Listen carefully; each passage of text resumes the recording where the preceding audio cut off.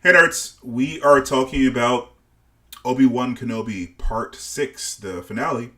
We are going to give our spoiler-free reviews of the episode and then get into a full breakdown of the episode starting now.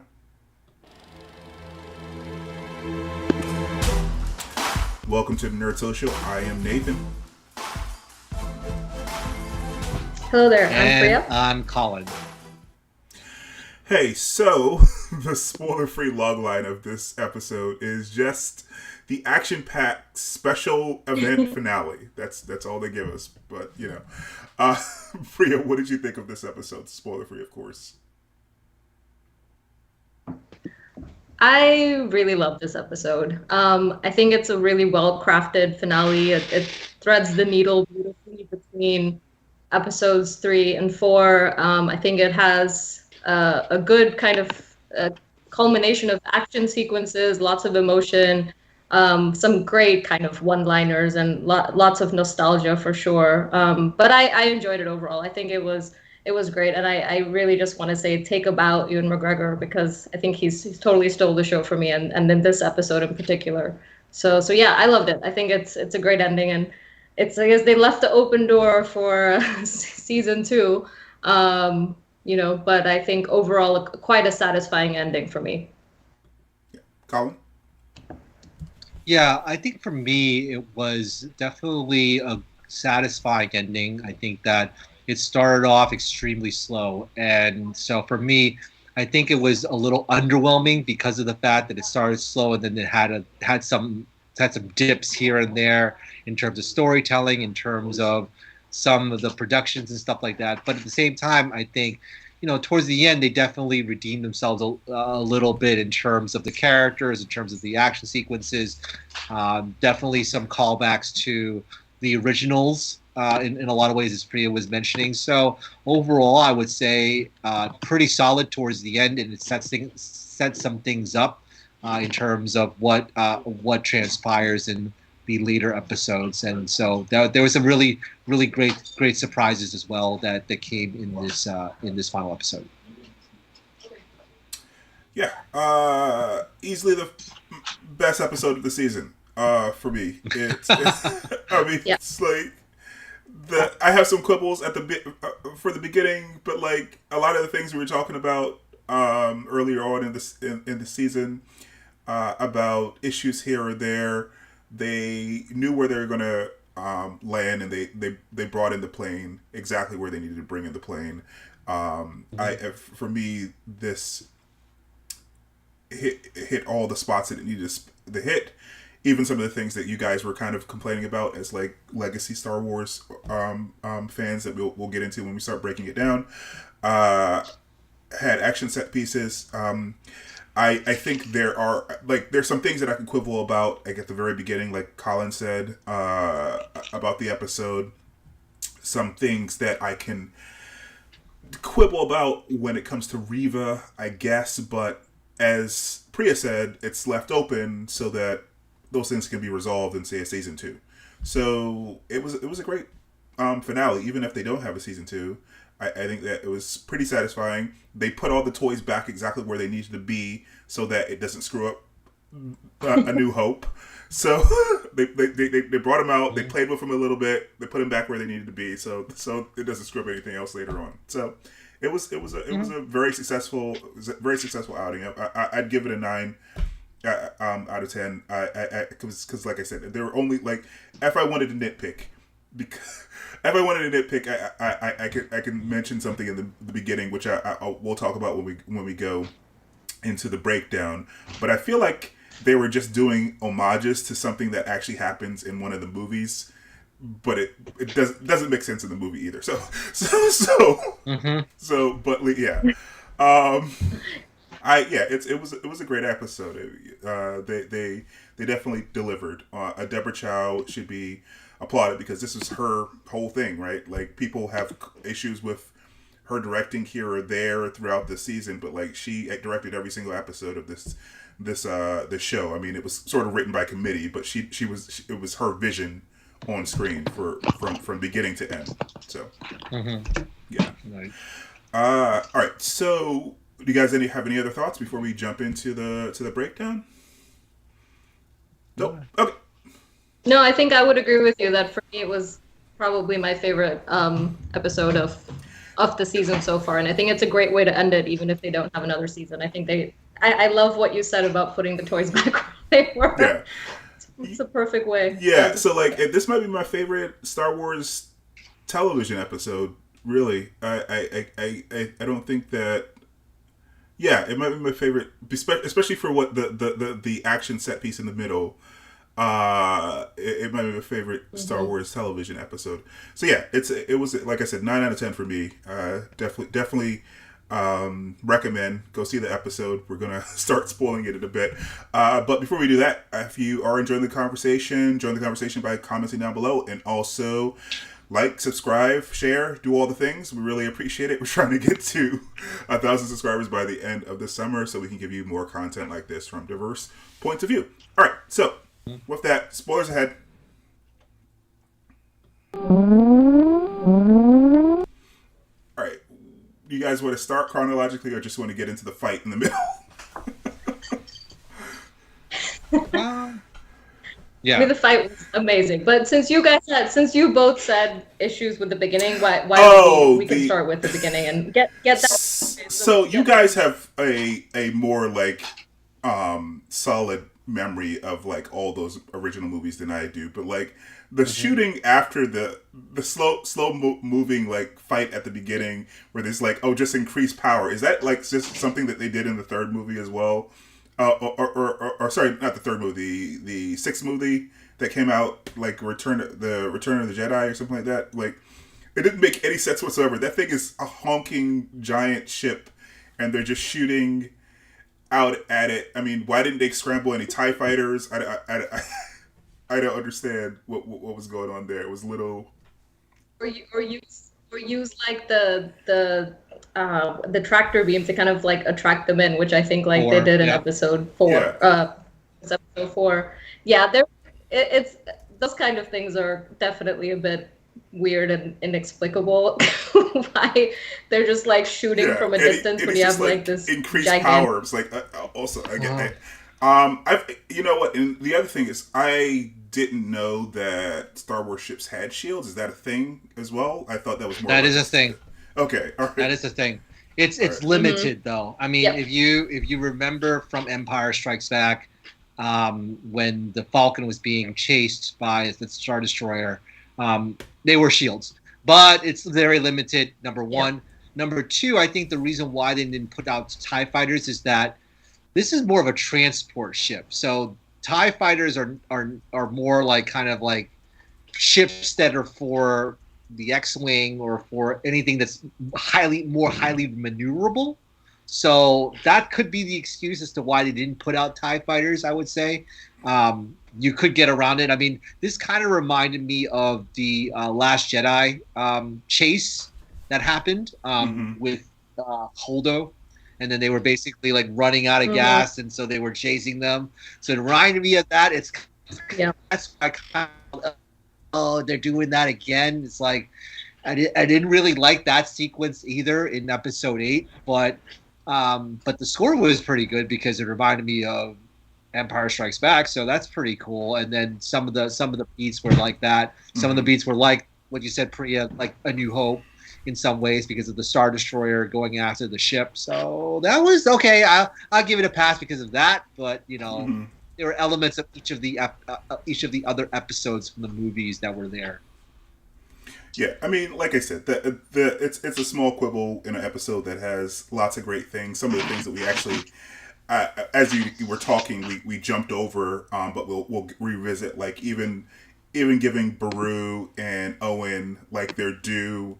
And showing that, you know, even though they were killed in that movie, they likely fought back before they were killed, especially if they were packing like this when Reva came. So even adding elements like that just makes this episode great, but also makes the original movie better because it means that they didn't like die like screaming like chumps. They probably died going out guns a blazing. So yeah. They probably did, but it does kind of bring up a nitpick for me in some ways because they survived Reva. They did not survive a group of stormtroopers. Maybe They were overwhelmed by a group of stormtroopers. I don't know. They didn't survive a bunch of stormtroopers with flame troopers. They burnt them to death. You remember? Oh yeah, flame troopers. You're right. Yeah, you are correct. Flame troopers. They were burnt to like their skull, skeleton. Yeah, they were a bunch of flame troopers. So I'm not sure how you run away from like a flamethrower. So yeah. Interesting. Yeah. Okay.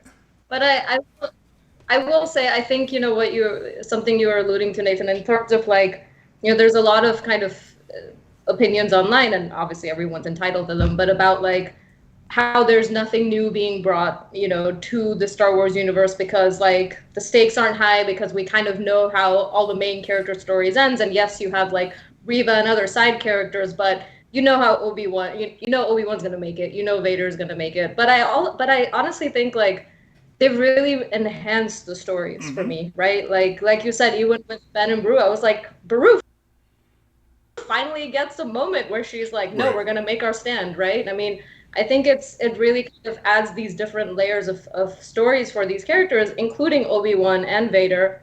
And then you have a character like Reva also thrown in the mix. So I honestly think like, yes, it might be the case that, the stakes and like the dread may not be as high because where the chapter is going. I honestly think that they've deepened the stories, but with the side characters, they've done a great job. And it's challenging, right? Because they're playing with a lot of expectations of fans. And it's like they have within the story, they have to play within the confines because they know where episode 4, 5, and 6 are done. So they know that they can't like stray too much far away from it. But I honestly think it was a great balance of like, just the bookends of, nostalgia and this like overall storytelling. I kind of liked it. At the beginning, the ship thing, I mean, I hope if Roken does show up in Andor that they don't make him so flippity floppity. Because even here, he was like, the hyperdrive isn't working, we need more time. And then when Obi-Wan wants to leave, he's like, give me 5 minutes, I'll fix it. So I think that he's definitely I think he's definitely going to show up in give him more. Andor. I think that's why they wrote the lines about with his line of just getting started or whatever. I think Haja and he are probably going to show up in that show. Maybe Obi-Wan will show up in that show from time to time. Yeah.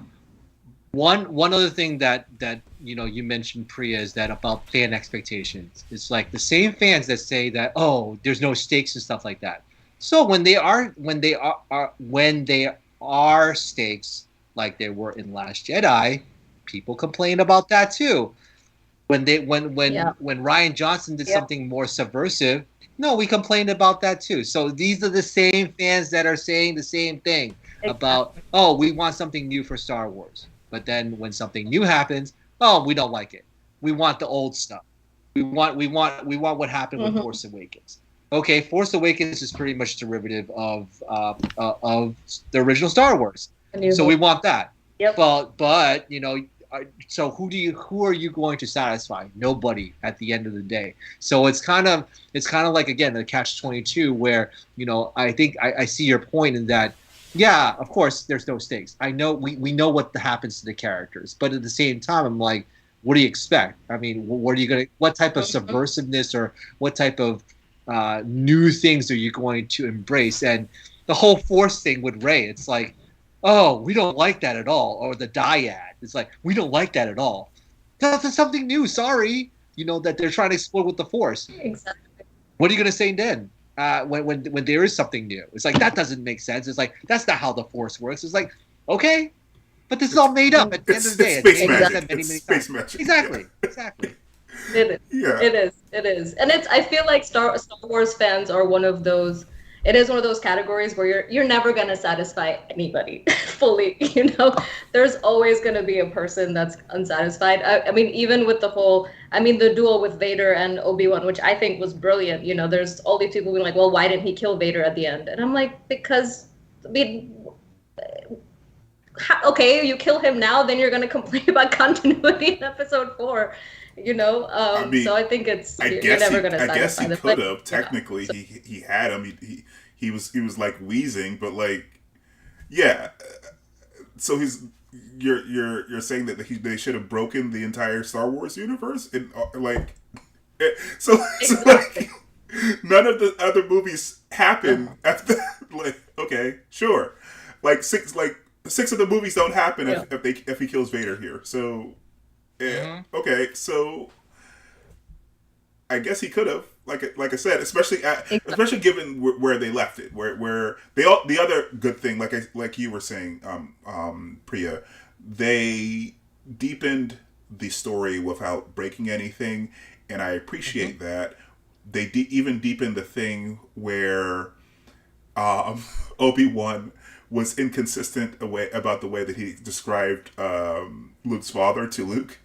I mean, George Lucas tried to fix that in the second movie by saying, from a certain point of view, but now you have Darth Vader saying that I killed Anakin.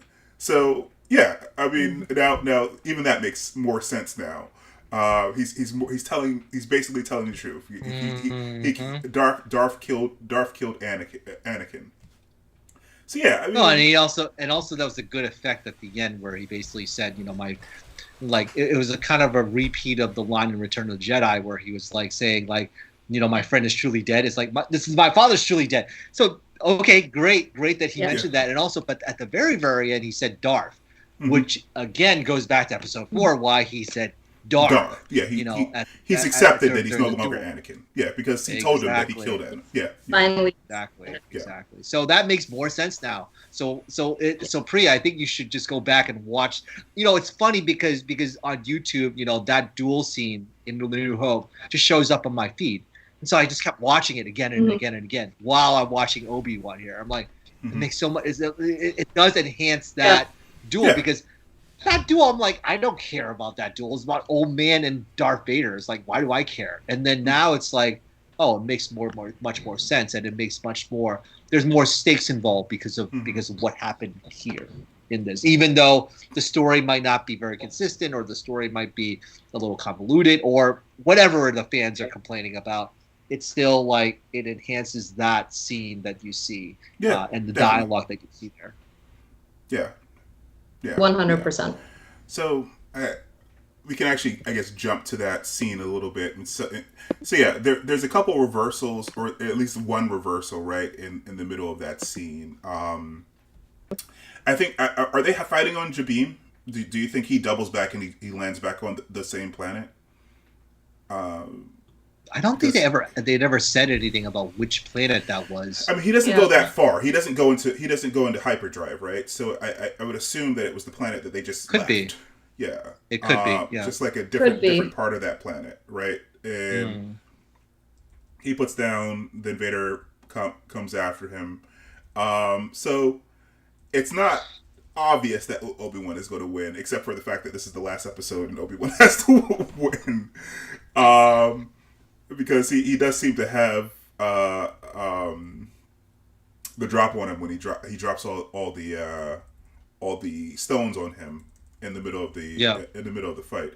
He does congratulate him for his strength coming back though in the middle of it. Yeah. So that also answers the question of a lot of people earlier on. A little bit with the fire, right? So like he doesn't put the fire out mostly because he's toying with him, and it's not enough of a challenge. So maybe he just wanted him to get up to full strength so he could actually beat him at full strength. So yeah, I still think that they should have said that a little bit because it's like he's just standing there and it's like he should have finished him. And it's like, but again, like you said, Priya and Nathan, it's like. Then there's no story if you just finish him there. Yeah, there's no story. So you have to let him stay alive. There's no story, and and people would be just upset. Like Obi-Wan's not dead. Vader's not dead in A New Hope. So Obi-Wan's not burnt on across his face in A New Hope. So if they're gonna do the show at all, they have to put the toys back. So.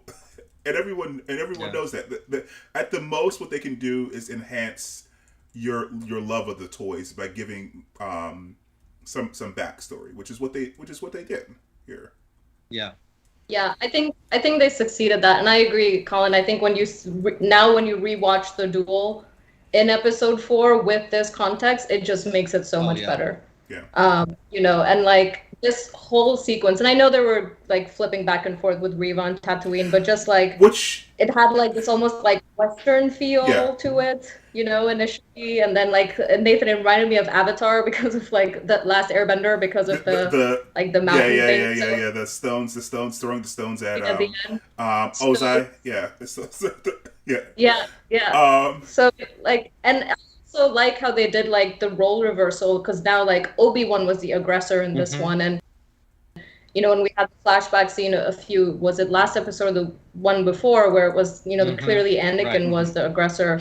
So I think I love those kinds of things, and like it's the classic kind of Star Wars things, right? Redemption, and it's about hope because when he's under those rocks, what gets him right. out is hope, and that is always so central to Right. Star Wars. It's really about, because he thinks about Luke and Leia and the hope that now has returned to him because of the future, because he's let Mhm. go of the past. And I think it's just such a great, like, no dialogue, but you just kind of see that come through, you know, and he's letting go of Vader and Anakin, and then he's focusing on the future. So I just think it's so great. And then the exchange they have at the end, wow. I mean, between like Obi-Wan's eyes and like the distorted voice between Hayden Christensen and Right. James Earl Jones, and then the lighting of the saber.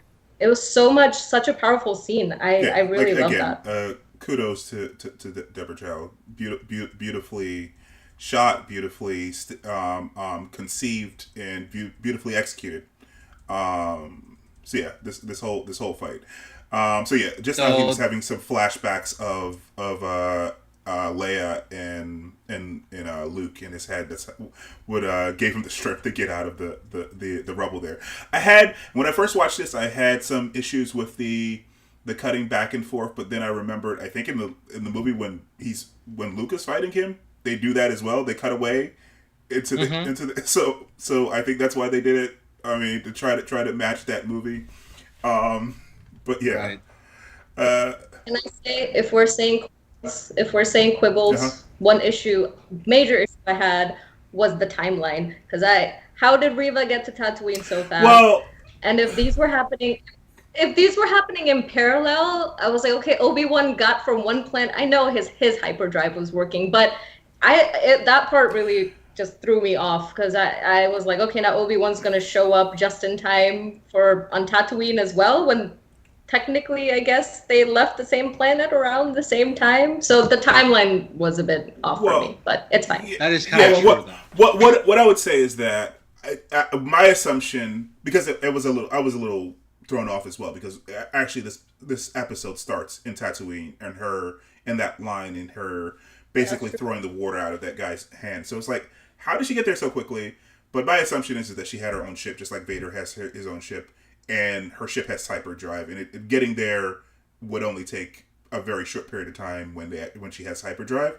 So that's why she was Mm-hmm. able to. I assume she was actually there for a while. That's why all this Right. the space battle could happen. This fight could happen because she was trying to track down Owen. I mean, she wasn't there for like days. She was there in the middle of the day, and then someone told Owen that she was looking for them. That's why Beru and he had enough time to arm themselves. So she got there probably midday, and she was looking for them all day, which is why. Which at the same time, all this was happening. Like I said, the very very slow space battle, and this fight was happening at the same time. Yeah. So yeah. Yeah. One other thing that, in terms of the duel between Vader and Obi-Wan, is that there is some similar beats to another show, which I will not spoil here. But some similar beats. So that's why for me, it was still great fight scene. I still loved it. But because they kind of did it in animation already, When you say it's kind a of different show, you mean a Star Wars show? yes. I think I know what you're talking about, Colin. I think I know. So can I spoil it? Because I'm the Yes, one you don't want to that's spoil it exactly who I was afraid of spoiling it to. Because I already seen it, and I think Nathan's already seen it too. So, I mean, I haven't memorized all the episodes, but go ahead, but for. Priya. yeah, I'm assuming correct. it's the That's Ahsoka correct. and For Vader Rebels, fight. yes. Yeah. Yeah. Very similar. Yeah. Yes, because she opens his thing. But that's just so you can see Anakin's face, because they both have a connection with Anakin. I'll forgive them. I'll forgive them that. It's perfectly fine that they did that. Yeah. I don't mind that. I mean, because you see this in live action. Also, the other detail is that this part is this side of his face. And it's actually it is Hayden Christensen here, as opposed to it was animation before. Right. Exactly. And it was whoever that voice actor is, and I forget who was actually doing the voice. It wasn't Hayden Christensen in the animated stuff. Right. So the beat is the same or very similar, but the specifics are different because this is actually live action. Right. Yeah. But, right. I forget. But that's the only kind of thing that they did it before. But you're right. There's different mediums showing different things. I mean, different mediums showing similar things. But at the same time, it's again, they not only have to weave in stuff that put the toys back in terms of the originals, but also for the animated, because Rebels happens after this. So you're not only having to put the toys back for the original series, but for Rebels. Yeah, because, all the stuff that happens in Rebels before the original series. Yeah, which exactly. This happens to him again with this. This happens to him again with Ahsoka. Although she runs away, like she injures him enough to run away, as opposed to here where he's definitively beat. He's gasping before he cuts open his helmet here. He hit him in the respirator thing in his chest. So he could have killed him here, as opposed to what happened with Ahsoka, where it was sort of a standstill, but like if she stayed there any longer, I'm not sure if she would have survived. So that's also different. Mm-hmm. So yeah. Yeah, and I think the weight of the dialogue that happens after the fight really kind of punctuates it, right? And that's what I was saying earlier. Just there's so much kind of great dialogue just in this scene. Even when he's like, "You didn't kill Anakin, I did." It's that is almost like pretty much the theme of Obi-Wan, the series, right? Where it's Obi-Wan kind of accepting the fact that, yes, he failed, but it was really kind of Anakin and who became Vader. And I think, again, just the way they did, like Deborah Chow did this scene with, like the distorted voice where it like switches between Hayden Christensen and James Earl Jones was perfect. And then just the lighting of the sabers, because he's lit by blue and red, and that's kind of, Anakin and Darth in one shot. So I think like this dialogue really stole the show for me. Yeah. Or the episode, yeah. I agree. I am not. It says here, "I'm not your failure, Obi-Wan." You didn't kill Anakin Skywalker. I did. So yeah, it was all this, like you said, Priya. This great stuff, and and you can see them lit with the sabers. He in blue, he in red. It's beautiful. It's really cool. Yeah. Yeah.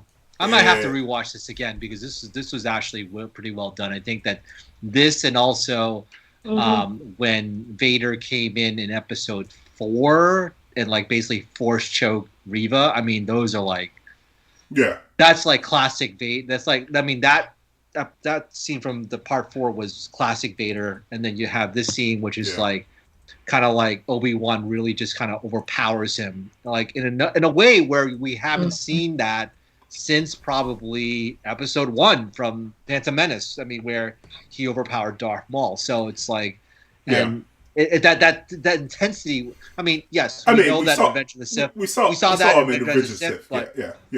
But at the same time, it's kind of, I say in terms of intensity, I would say his match is a little bit more of Episode 1 rather than. Yeah. This is definitely more of an intense fight. Yeah, he beat Anakin in Revenge of the Sith, but he was very reluctantly beating him. He didn't want to fight him. Whereas here, he was fighting back a lot more. even with the stones being thrown and everything, and like hitting him in vital places, like his respirator. Which is Yeah. which is some hardcore stuff, because he's the reason that he has to have a respirator. He's the reason he has to have a respirator, and he takes the respirator out. But anyway, yeah. So how do you think? Yeah, the choreography is pretty stellar. The choreography is pretty stellar with that too, and you can see like they're having fun with the fight. But I think it's very, very interesting. I guess he leaves him also because at that point he's accepted that Anakin's dead, and so he just kind of left Vader. You can make the argument he's still a space Nazi who's going to kill a bunch of other people, so he could have killed. He might have had a responsibility to kill him, but again, that would have just broken a bunch of things. So yes, yeah. No, I mean, I think it was like a very pointed way to leave it, because it kind of closed the book on Obi-Wan being like, I'm letting go of Anakin now, and I'm kind of walking away from it. So I think I get why people would say that, but then I also am like, I don't get why people are saying that either. So what do you think of the Reva resolution here in this episode? We were talking about this last week, whether or not she was going to be a pure good character, if she was going to have a 180, or she was going to be more gray. How do you think that they handled this? Her basically seeing herself in Luke's face, like here. How do you think that was handled? I think it was pretty good. I think that it was a very good dichotomy. The switching back and forth between Luke and her younger self. So I think that they did a very good job of doing that type of conflict in her, and like a line that she will not cross. And so for her, I don't necessarily feel it's more of a redemption. It's more like, I don't want to traumatize another child. That's a line that she won't cross. Yeah, she might not be completely good, but that's a line that she won't cross. And so that not only are they showing her in Luke here, but they're also flashing back to Vader in her head, and not just Vader, but Anakin. Mm-hmm. So she's thinking to herself that she is becoming him. Mm-hmm. Right. And that kind of mirrors, Empire Strikes Back, in the cave, where Luke saw himself in Vader. So it's like, I think she had that kind of aha moment, very similar to what Luke did, in the future there. So in that sense, now whether or not that becomes her redemption arc, it's not really clear. But I think that she might be. Like I said last week, I think that she's more of a, stay out of my way. She's still kind of going through things. Like, she's still very conflicted, and just, there's a lot of type of different things, and she was very afraid about, like, am I becoming him? And, Obi-Wan kind of reassuring, no, you're really not. You made a choice. So that was still well done, very well done. But, whether or not she becomes like a mercenary or a bounty hunter or, in hiding, whatever, we'll see. I mean, I think that they left her in a very good spot in some ways, because there's still no resolution, and there's still more that we can explore with Reva. Yeah, I think that also finally, I mean, they basically had her play one note the entire season. And Moses Ingram is a great actor, and you actually get to see it in this scene when she's breaking down and she's talking to Obi-Wan. She had to play basically rage the entire season, where she can play different notes here. You can see, like I said, she gets to emote different things here, feeling failure, feeling shame, that maybe she's like Vader. But feeling like she let her family down, basically the other kids. So yeah. I go ahead. I would agree with Colin. I think like I was reminded of the Dagobah scene too, with like the parallels with when Luke sees him as Vader and when they do that, and like the whole series they've been kind of we've talked about as well, where Reva is almost like a parallel of Vader in many ways, right? And the way they kind of have showed her through the episode. So I actually like the way they handled the arc. I agree with you, Colin. I think they left it open ended enough where it's not like a full redemption arc. And I think, yeah, Moses Ingram, I think, killed it in that last scene where she has that dialogue with Obi-Wan. Just it's so true and real and what she's feeling as Reva, with kind of the shame and the guilt. So I think they really kind of push those ideals of like choice and freedom. I do think because there was so much other stuff going on in the episode, and then they also have like the Palpatine and Qui-Gon show up. I think like her story in the grand scheme of the finale get like a little buried. That would be my only kind of thing, just because there's so much else that goes on. But I do think that they did a good job in kind of giving her that arc. I'll be curious to see if she does show up in Andor, because I think she's, again, I don't think they need her to play either side, but I think she's a compelling enough character that you could bring her back and it'll add to the story. Because technically now, I don't know how much she knows about whether Luke and Leia are Vader's kids. I mean, she knows they're important, but now she knows that secret. Yeah, right. I don't think she would have actually tried to go and kill Luke if she didn't think that, if she didn't know that they were his kids. But I went back when this episode started. I went back and I watched Organa's message. He basically says, without actually saying, that we want to keep this information away from Vader. She did a bunch of research on Vader. Basically Anakin and Organa and Obi-Wan. So I think she just put the pieces together that this is the child that they were trying to keep away from Vader. So I think she was trying to hurt Vader because she wasn't able to kill Vader. And she decided to do a different thing. But I think I agree with you, Priya.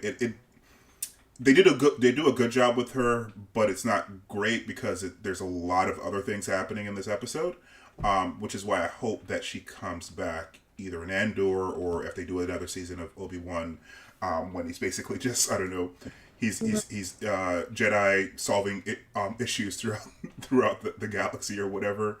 I don't know that she needs to become like his sidekick or anything like that, but no. But maybe when he's on some sort of mission during the season, she shows up and she lends a hand or at least is part of the story or something like that. But yeah, I definitely don't think the way that they left it. I don't think they're done with her, which is good. But there could be another thing where there could be a time jump, and then in the new Ahsoka series or wherever she could show up as an older version as well. So it's not just that it could be Andor. I mean, Andor could be definitely a possibility, but also like even the future, the ones after Return of the Jedi, where she could play a role in some ways somehow after the Empire has been dismantled. So we'll see. Yeah. I mean, they definitely left it very open ended to kind of have someone else kind of pick up her story to wherever they want to go with it. Yeah, I think whoever picks up the baton is not going to be necessarily this creative team, but as you said, they left it in a place where if someone wants to pick it up, they can pick it up and they can do something interesting with her, and hopefully someone will do that. But yeah, as you mentioned, Priya, there's a bunch of other things that happens after this, including like going back to Alderaan to like check on Leia. They have this whole scene where she's basically dressed up like in the whatchamacallit movie, right? They keep doing that. They keep dressing her in things that you'll see her dressed in later on. Yeah. Yep.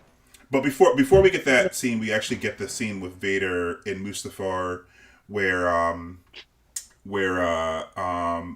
Palpatine basically made him get his priorities straight, like suddenly threatening him. So to make him get his priorities straight. And this is the thing that I was mentioning. So like last week, you guys were complaining about the fact that you didn't get the music cues, but like I said, they were keeping them to the end. Yeah, exactly. They were keeping them to the end. You got all the music cues in this episode. All of them. So that at the end of this conversation, you get his music cue, and when he gets to Alderaan, you get the other New Hope music cues as well. But I do want to complain that they should have done that with Luke as well, but they didn't. They did not do it with Luke. Luke is still 10. He didn't go through anything yet. They could do iterations of that. So you still don't understand. You still don't agree with what they're doing. You still don't agree with what they're doing. They're obviously doing it for a reason. People are actually at the place that they need to be. Luke isn't there yet. No, but you could do a little tonal thing here and there. They did it at the end of episode 3. They should have done it here. I think I agree with Nathan, and he converted me because I made this very same thing in the first episode. But he did say then, that they and I think you're right. They insert it right where the character has now finally entered where they are in episode 4. Like Vader is like, Obi-Wan means nothing to me. You are my master. Right. Imperial March. Leia to her dad is like, I am now going to go do this academy and become the best politician. Yeah. So I think, and then Obi-Wan's like, I'm gonna go and I don't know, be more hopeful. He's going on his trip of self-discovery with Qui-Gon, Everyone's earned their music cue. Luke hasn't earned his music cue yet. So.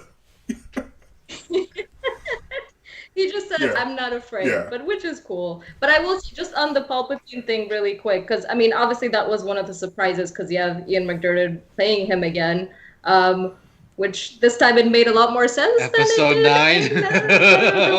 9.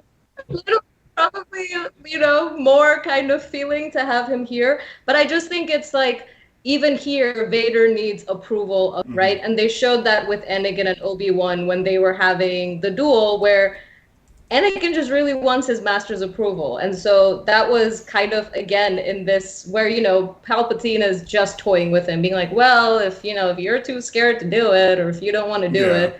And then Vader's like, no, I need his approval. So no, Obi-Wan means nothing kind of thing. So I think you can already see at the core, he still has inklings of similar feelings. He still has conflict. That line that he threw out was pretty much episode 6. It was pretty much like, I wonder if your feelings in this matter are clear, Vader. Yeah. Okay, manipulation. Your feelings are clouded on. Manipulation your feelings are clouded on this. Yeah. It's like He said something similar to him about that with Luke, right, or something like that. Yeah. But you could tell to his face when he said Kenobi means nothing to me. It's like he's in conflict, just like how Luke sensed in episode 6. Like, you're in conflict. Stop it. Let's be real here. Yeah. I think this is meant to be a joke. Basically, her speeding past Obi-Wan for Lola. But yeah, the conversation also. They also try to patch up the issues that people have with her saying, "You fought with my father in the Clone Wars." He basically tells her a little bit about her mother and her father, which I thought were very beautifully written and also acted lines by Ewan McGregor. But he also says, we can meet possibly in the future, but we have to kind of keep it a secret. So that's why she probably was talking in code, right? That's why she was talking in code. It's funny because I mentioned this to my brother. We were watching it together, and he was like, "That's total crap." He was like, "Come on, they're trying too hard there." And I'm like, I disagree with them. I disagree with them. If they're going to do this entire show, they have to. Yeah. If they're going to do the show, if they're going to bring Leia out of the toy box and play around with her, they have to explain why, if they met earlier, she didn't say anything. So they sort of had to put something like that in there. Yeah, I agree with you, Nathan. In terms of that, I agree with you. But I think that he felt that it was kind of I think he's waxed nostalgic about the originals, and like the originals are put on a pedestal. But I just remind him a couple of times, like, hey, from a certain point of view, this is wrong, or this is wrong, or this did not happen, or this did not happen. So that whole Obi-Wan scene with Luke in Episode 6 is like, it's all made up gobbledygook now. So it's like, Wait, sorry, what scene are you talking about? The scene where he's a Force ghost, where Obi-Wan's a Force ghost, and he kind of gave the backstory to Luke about, Darth Vader, about his father. So, well, I mean, I think that was gobbledygook. That was George Lucas. They're trying too hard to try to make that scene better, but it's sometimes I can see where my brother's coming from in terms of they're trying desperately too hard to kind of make sense of everything, and sometimes you kind of get lost in that when you try to make sense of everything. I mean, I don't think it's as bad as, say, like Solo when they had to explain where his name came from. I don't think that. I don't think. Yeah, it's of course. I don't think it's that bad. Yeah. But yeah, even George Lucas, when he was making those original movies, was like retconning as he went along. I don't think Luke and Leia were related in the first movie until he decided they were related in later movies. So maybe we should make a Jedi mind trick to say, oh yeah, Jedi mind trick, you guys are related. It's like, oh, okay, great, Jedi mind tricked. So it's possible that Luke wasn't related to Vader in the first movie either. So that's why the line was written the way that it was about Vader killed your father. Right, of course. So that's why he. Well, I mean, when those movies were being made, nobody knew that was where it was going. Not. So like when Episode 4 was made, nobody knew that's where it was going. And I think I was reading an interview with Mark Hamill like ages ago, and I think it was like he got that, and they wrote a different scene. For that scene was actually different in what he rehearsed and what he saw, and then they gave him the actual scene like right before shooting, and he was like, kind of like everyone else in the audience, like, holy shit, what? And so I think like all the surprise and like that's impossible is real from him, because nobody knew that's where they were going. So I wouldn't be surprised if that was kind of a little bit of how much was all of this thought out by Lucas. It's a question, but I do see where your brother is coming from, Colin, to an extent, because it's like there were certain things said in the earlier episodes which obviously for continuity aren't gonna fit, and there's some things we should just be like okay letting go of because we love these stories, versus like nitpicking them. And then there's some things which for plot devices, that's where I have an issue, like that cell phone service thing that Nathan and I were talking about earlier. They resolved that. Although they seem to put, even in this scene, it seems like they're going to be still in touch in some way. So it's not like they broke it and then they're not going to talk to each other anymore. So it sort of fixes it because that device is broken. But like, I don't know how, from this scene that we were just looking at, it looks like they're going to continue talking, based on what he was saying here, to Bail, about let's hope that day never comes. But it seems like they're gonna still keep in touch. So I guess Bail could just give him another communicator. So I don't know. So then we have to break another one in season 2. So yeah. Exactly. But I think overall, there's, if we really nitpick, yes, there's going to be continuity questions, but there's things that, like, I think if you love these stories and you love the show, you kind of have to be okay giving up a little bit of control of that. But yeah, I think the other thing, so we finally obviously got to see Qui-Gon, which we knew was coming, despite Liam Neeson being like, I'm not coming back. So I think that was also pretty cool. And it, again, like, yes, I was going to say everyone knew who was lying. No, and again, yeah, exactly. No, I was just gonna end with, I think it kind of is a nice full stop for episode 4 because, at that obviously Qui-Gon teaches Obi-Wan how to reach that level, Yeah. of the Force to be able to transcend. So I think it's a nice, like, again, it kind of rounds it out and kind of threads Yeah, that needle really you're well. right, Priya, is that I think I read in one of the comics, the episode 3 comics, where there was okay, this is the end of episode 3 when Yoda was in the hospital and he was like he was meditating, and then this is right before Luke and Leia were born. So in the comic version, I bought the comic version years ago, and they were mentioning there was this scene where it was like, oh, and they mentioned about it later on. Yoda mentioned about it later on that, friend from the netherworld, your old master, had learned new ways of the Force. So he basically is the originator of the Force Ghost, to be honest. He was the one that was able to travel into that netherworld to kind of learn the ways of the Force, and knows that, oh, you can project yourself like that. And now everyone does it, because of what Qui-Gon does. So I think that definitely, the Force Ghost thing definitely becomes full circle because of the fact that Qui-Gon is the originator, and not Yoda. Actually, he did it. Qui-Gon did it. So, Yeah, the Jedi rebel. He was the one who figured it out. It's not it wasn't Yoda. It was the Jedi. Because if you remember from the Phantom Menace, he was always the one who was kind of bucking the Jedi Council. He wanted to train Anakin, and maybe he would have been successful if he didn't die. But yeah, the rebel figured it out, and the people who were more strict about the Jedi code couldn't. So it's interesting. Right. It's interesting. So yeah. Yes, it is definitely. So after the scene, we get a small bit of connection with Luke and Obi-Wan in the desert, right? Before he sees Qui-Gon.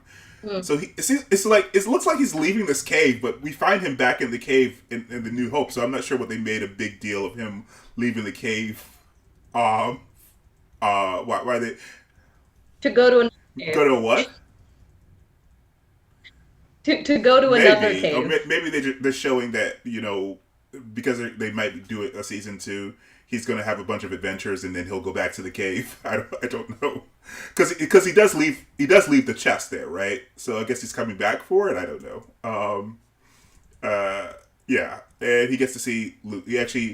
Owen kind of relents a little bit, and lets him meet Luke. All right, you forget the Baru gives him some shade in the middle of the fight with Reva, when he says that Obi-Wan is gone, and she's like, whose fault is that? Yeah. That was karma for him saying that who trained Vader. That was the karma thing, because everybody, when that Obi-Wan trailer hit, that was the biggest shade that was given from Owen, and now his wife is the one that gave him the bigger shade. Yeah. Who let him go in the first place? Yeah. That's karma for him. Yeah. So it also, I guess they also, I guess, from this conversation reconcile, because they were at odds, but it seems like this adventure shows him that he probably should let the boy be a boy. So they seem to be in a good place at the end of this episode as well. And they actually show you how Luke gets the ship, because he gets to actually meet Luke, and he gets to give him the ship. So again, putting the toys back where they're supposed to be. And the line and the classic line of "Hello there," just like what he did in episode 4. Yeah. Yes. And he delivers it exactly the same, sort of the same way as well. Yeah. Yeah. But I do have one gripe about this, is that I think that with in episode 4, when Luke was saying that, oh, the droids are stolen and all that, he's like, it belongs to Obi-Wan, old Ben. And then he said, that wizard is just a crazy old man. So there might now that might be something there, as an opening for season 2, because it seems as though they left on good terms here. But there might be something else that about that kind of let him say that. I don't know.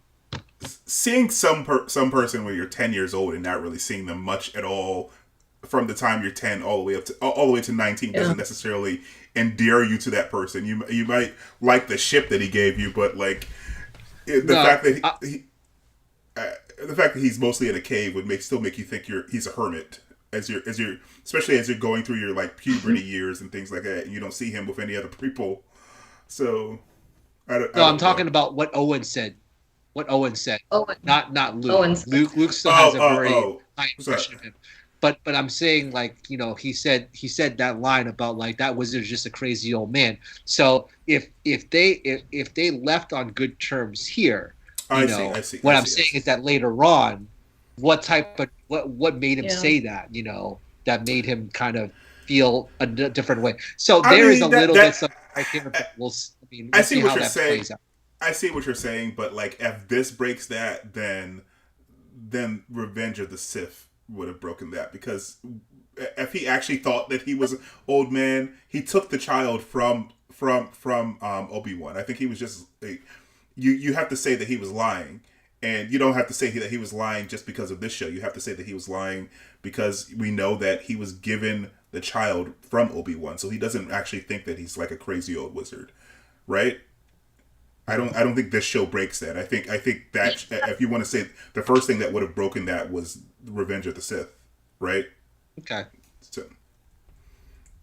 And I also like at that point, it's Owen is just trying to prevent Luke from getting wrapped up in the whole, because he'd already heard Obi-Wan, so he's like, oh no, Ben is just a crazy old man, kind of thing, because he's just trying to deter Luke at that moment to like get involved. So I do, I think they're probably civil, but they probably haven't spoken in 10 years, because it looks like Obi-Wan's gonna just get out of their hair from the looks of this. Looks like it. He's gonna looks of it. So yeah, so no, go ahead. I think I don't know where he's going, because I also had that question when he packed up. I'm like, so is he leaving Tatooine, or is he just moving to another cave down the street? I don't know. So like Ewan McGregor says that he's open to doing a second season, so maybe they're talking. Maybe he'll go out and actually be more of a Jedi and help people in the intervening years in the next 9 years before A New Hope, or maybe the next 5 years before he starts to slow down. It gets a little bit older, but he definitely needs to learn how to become a Force ghost. So I think that's part of where he's going to go. So he's going to train more with his master here. But it's not clear. It seems to be going somewhere, but it's not clear if he's just moving to another cave, because he is going back into the desert. This is going back. It's not like he's walking into Mos Eisley or anything. There, it's just he's walking deeper into the desert. So, yeah. I think that's like Beggar's Canyon, right? I think that's what that's supposed to be. So. But yeah, I think that I mean, I think that's if there's a season 2, it probably won't be. I mean, there could be some Jedi adventures, but I think it's going to be more type of looking inward of Obi-Wan, kind of like, again, like you said, it's going to be more of like the exploration with Qui-Gon and like how to become a Force ghost. How did he kind of transcend himself, kind of like to this like very chilled, like old man who is very sure of himself and just like played mind tricks on people and does like almost like transcendent in some ways, right? Because I mean, he's still not there yet. He's still not there. Like at the end of what we see, he's more confident, but he's not like that type of transcendent. Like I like almost like a wise old sage who knows everything. And just like be very sure of himself, because he was. I mean, and even in the animated parts, I mean, he was very sure of himself. So, he's not there yet. He's still not there. So that's why it might leave a little bit of room for that type of self-discovery for him in another season. I hear what you're saying, but you also have to think about how these shows are made. Like, no one's going to write 6 episodes of him meditating and getting better. No, so they're not. I think he's going to do that, but they're definitely going to have a bunch of action and him actually working on things and doing I know, like Jedi. What's the old show where the guy kind of goes into the town and then it fixes a problem and then leaves. Sort of like Jack Reacher, basically. Oh, Jack Reacher. Jedi. It's gonna be the Jedi Jack Reacher. I mean, Mandalorian has a bit of that sense, right? Where they're very like episodic and like he goes in, he begrudgingly kind of solves a problem and leaves. So they could go that direction. I think I as much as I would love to see some of these characters, I do think that storyline for season 2 has to be something really kind of powerful, because they've done a good job like closing everything with this first season, that if they reopen it, like you said, Nathan, they have to figure out how to put the toys back on the shelf, but do it in a way that's still interesting and intriguing enough to bring these characters back, because now they've already so you can't like do the same thing you did in season 1 again. I think the journey so sorry, your audio cut out there. What would you say? Oh no, that was it. I know that the actors want to come back, but I know the creative team is like, we have stories to tell, but they have to be done in a way that's like super compelling, But that's I think that, as Colin said, the story will be basically him deepening and becoming more wise. It's just that doesn't, like I said, they can't write 6 episodes of him meditating, even though there are like certain parts of the fan base that would be fine with that. If it was like 6 episodes of basically similar to the parts of Return. What was the second one? I forget the second one in the original trilogy. Empire Strikes Back. Empire Strikes, like six episodes of basically Dagobah scenes. I'm sure that a lot of people would be interested in that, but like a lot of people would complain, so they have to kind of mix it in with some action. So like I think he's going to get better and get wiser while also doing more action-y things if they do a season 2. So yeah. It's funny you say Dagobah, because when he was initially packing, that was what I said. I'm like, is he going to Dagobah? Is he like gonna go hang out with Yoda? Maybe he's gonna go there and train, and that's when Yoda also learns about the Force Ghost. Well, he learns about the Force Ghost from Qui-Gon in Clone Wars, and also like as Colin said, he mentions it to him. He mentions it to him at the end of Revenge of the Sith. So he knows he's probably been talking to Qui-Gon.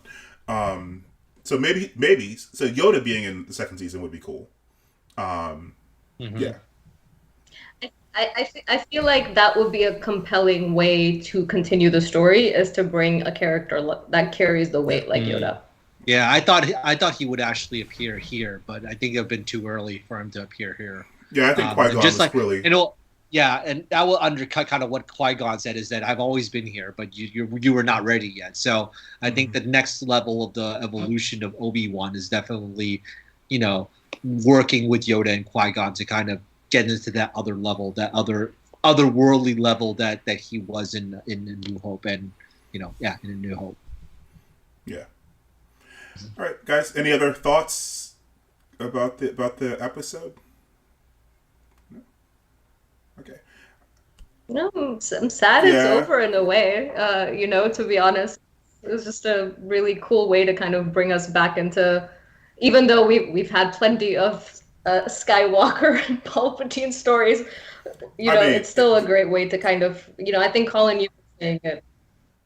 Yeah, Colin was saying it, where it's just like, you spend all this time thinking what happened between episode 3 and episode 4, and I think this was a nice way to kind of really see things that you've seen in animation or read in the stories and comics, to kind of see that on the TV screen was actually really, really cool. And I think the creative team was really great. Like we talked about, bringing in Leia and making her the focus versus Luke was just such a cool thing that none of us had predicted, even from the trailers or any of the readings. So I have to give the creative team kudos. I think they balance nostalgia and the storytelling really well for me. So I'm sad to see it go, but I think they've done a really good job in really closing those bookends.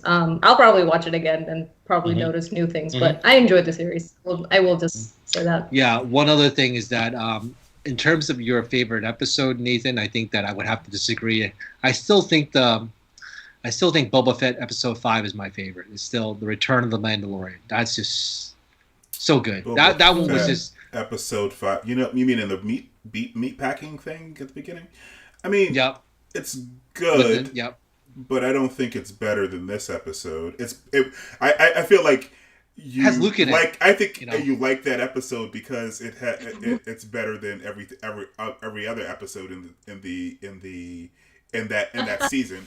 And I think you're also more enamored with Luke than I am. So the fact that Luke showed up is, like I said, it was better than the end of the second season of The Mandalorian when Luke showed up. But Luke is a whiny. Yeah, I know, but he's the protagonist of the whole of this whole thing, and I understand his problems, and Anakin is the same way too. Yes. We know that, but Yes. I think also to also add on to that, I think that the Mandalorian was it season 2 when Ahsoka showed up. That was great. That was a good episode. That was also a good I still don't episode. think that that it was doing one thing. And if you're saying that it's a better episode because it was doing one thing and it did one thing well, sure. I think this is doing a lot of things at the same time, and some of them were done better than others. But I think that the execution on the many things that it was doing was above average. Whereas those episodes, I think, were doing one thing. Well, the Ahsoka episode was doing one thing and it did one thing well. The Boba Fett episode, I think, was doing a couple things. It was a little overstuffed and it made no sense in the middle of the Boba Fett show. But the rest of the Boba Fett show wasn't going to do anything interesting with Boba Fett, sure. Yeah, I know. But yeah. Yeah. I mean, that episode was cool because Ahsoka showed up and Luke showed up. And we got a space duel with the Darksaber, but I think this episode did a lot more. So I mean that's why I would still rate it higher for me anyway. But I mean, opinions vary. I mean, I will say, definitely in that Boba Fett episode, I squealed multiple times just because I was so excited by seeing everything. So I definitely, I was excited by Luke. I know, Nathan, you weren't as excited as Colin and I, but this episode, I think you're just. I don't know. I think just it's just the emotion and the weight of seeing that. Just I don't know. It's a tough call. Which one's my favorite? I guess I would pick today's just because these characters have been with me for so much longer. Than Mandalorian. Yes. And I do love Ahsoka in what I've seen with her, but I obviously haven't watched the series, so I don't have the same attachment, kind of gravity with her. Yeah, but I think they're both really strong episodes. This one probably didn't make me squeal, but it did make me have very strong feelings. Again, very strong feelings though, but in a good way. No. But the squealing thing, like I said, was in the middle of. Imagine where you saw it. Where you saw it was in the middle of Boba Fett, which was a underperforming. I'm not going to say terrible show, but because it had its moments, but you were surprised because you weren't expecting that. Whereas you expect Obi-Wan to show up in the Obi-Wan show. It's not like anything that happened in this episode was surprising because I don't know. Luke did travel back in time and show up in this episode. That would have been surprising, but that episode was surprising because you weren't expecting Luke to show up. You weren't expecting Ahsoka to show up, and they kept just giving you things. But that doesn't mean that it was, I don't know, better than this episode as a structured episode to me anyway. It was just good. It was a good breath of fresh air because of all the stuff that we were getting before, which was not as well executed as that episode was. I think so. I don't think there was anything in this episode to squeal about because all the characters that show up in this episode you've seen for the last 5 weeks. But I think it was just. Good. Well, to be honest with you, I think that after episode 2, when Anakin showed up, oh, that was a squealable moment right there. That was really really cool. I would have to say, when he kind of like sensing him, and then he woke up with the eyes, scary as hell, but wow, so satisfying too But you to knew he see was that going to be he. in the show, though. That really Well, yeah, I scary. know that. Yeah, yeah, It's squeal still Yeah, worthy, yeah, squeal yeah, worthy definitely, moments. I definitely. mean, yeah. it is. I mean, I will say before the duel that was coming today, even though like it's totally set up like high noon, I definitely was like, oh, here we go. I was so excited for that, for that shot. And they executed it perfectly. So I think there's squeal worthy Yeah. moments for sure. But yeah, I think I might pick this one over that just because it was much more around some of the storyline versus like packing it with some of the surprise elements, I guess, like you're saying, Nathan. But yeah, they're both great shows. Yeah. So Mandalorian. I know Boba Fett has its ups and downs. Yeah, I mean that But I'm Mandalorian 1. yeah. 2.5 episode. What? Yes, it was a really good episode. But yeah. But like I said, I think it's mostly made better because of the season that it showed up in. Which is sad. The best episode in that season really didn't have Boba Fett in it at all. He didn't even speak. He was just he was just standing there. Yeah. But anyway, let's not relitigate Boba Fett. This show was great. People had issues with it, but I think it landed very well. And plus, there were several episodes within the season that were also great. Even though there were some that we had some issues with, like the rescue of Leia or stuff like that. But like it in general, they had a lot of great set pieces, and you could do a supercut of like all the Obi-Wan stuff. And even in that episode, where he's rescuing Leia in the corridor, or when he's swimming underwater, or he's doing using the Force to redirect the water, all that stuff is cool. When he shows up in the middle of the dark room and takes out those stormtroopers, that was a squealable moment for me. That was very cool. But yeah, so yeah. Anyway, we've been talking for over an hour about this. It's going to take me forever to edit this video, so we should probably end it here. Anyway, so what did you guys think of the season? Did you agree? Do you agree with us? Did this ruin Star Wars for you, or was it great? All right, so comment down below. Like and subscribe for more content like this. We will talk about the next Star Wars thing whenever it comes out. Probably the Bad Batch was what the next thing that comes out. And watch this channel for lots of other things. We are also reviewing Star Trek, Miss Marvel, The Boys, Overall, lots of other things. So, all right, talk to you guys. Thanks. Bye. Bye. May the Force be with you.